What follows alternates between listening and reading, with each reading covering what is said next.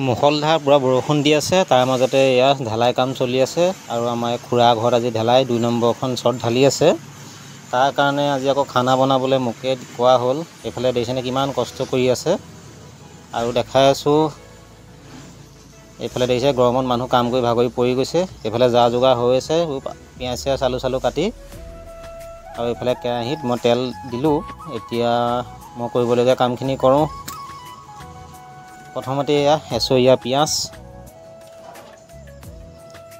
এতিয়া পূৰা গৰম তেলত দি দিওঁ আৰু এইফালে লগত আছে আদা নহৰু জলকীয়া পেষ্ট, লগতে অকণমান বিহ জলকীয়া আচাৰ আছিলে দি দিছোঁ। জ্বলা খাই ভাল পায় কাৰণে, কাম কৰা লেবাৰসকলে অকণমান জ্বলা খাই ভাল পায়। জ্বলা নহ'লে অকণমান তেওঁলোকৰ গা বিষে হেনো নমৰে। আৰু এইফালে দেখিছে কি ধুনীয়াকৈ পিঁয়াজ ফ্ৰাই হৈ আছে আৰু লগতে দিলোঁ অলপমান বিলাহী। আজিকালি পাচলি যিহে দাম, 20 টকা বিলাহী এতিয়া 80 টকা হ'ল। নামমাত্ৰ বিলাহী আৰু বেছি নাই। মাংস আছে 6 কেজি। এইফালে এয়া মাংস। এতিয়া পিঁয়াজ ভজা হৈ গ'ল আৰু এতিয়া লগতে দি দিম জোখমতে হালধি। মাংস যিমান আছে তাৰ অনুপাতে হালধি দিব লাগিব।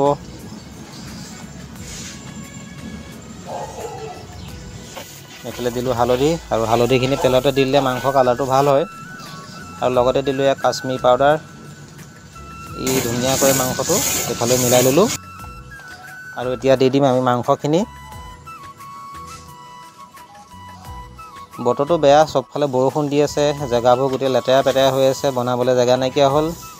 চালি এখন আছিলে তাৰ তলতে বনাইছোঁ আৰু যেনে তেনে মেনেজ কৰি পেলাই।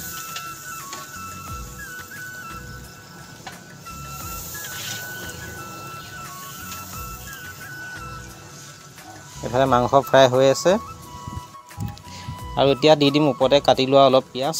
এনেকৈ দিলেও ভাল লাগে খাই, অলপ বেলেগ সোৱাদ এটা হয় পাছত পিঁয়াজখিনি দিলেও। প্ৰথমতে অলৰেডি দিয়া হৈছে পিঁয়াজ আৰু পিছতো অলপ দি দিছোঁ। এতিয়া ভালদৰে মাংসখিনি ফ্ৰাই কৰি লওঁ। তাৰপৰা এতিয়া জোখমতে নিমখ দিলোঁ।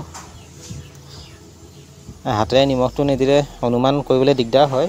আৰু এয়া মছলাখিনি এইফালে দিছে, ভাগত সি টোপনি মৰাই নাই তাই। এইফালে পূৰা মছলা, মিট মছলা, জিৰা পাউডাৰ, ধনিয়া পাউডাৰ চব মিলাই পানীৰ লগত গুলি দি দিলোঁ।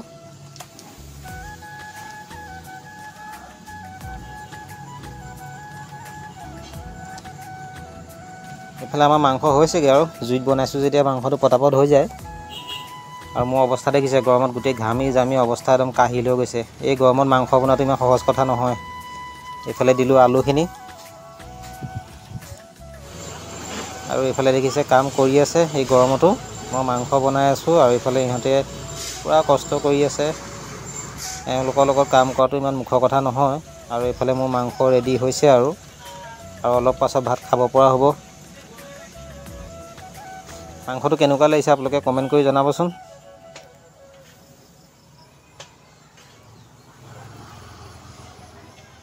আৰু ইমানটো জোলেই কৰিছোঁ আৰু মানুহো যথেষ্ট আছে, 40-50টা মানুহ।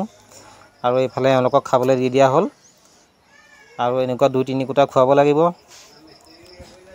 তেওঁলোকে খোৱা হোৱাৰ পাছতে আমি খাম। আৰু এইফালে চব কাম বন কৰি হৈ গ'ল, খোৱাই বোৱাই আদায়। আজি ভিডিঅ'টো এনেকৈয়ে বনালোঁ। যদি ভাল লাগে লাইক কমেণ্ট শ্বেয়াৰ কৰিব।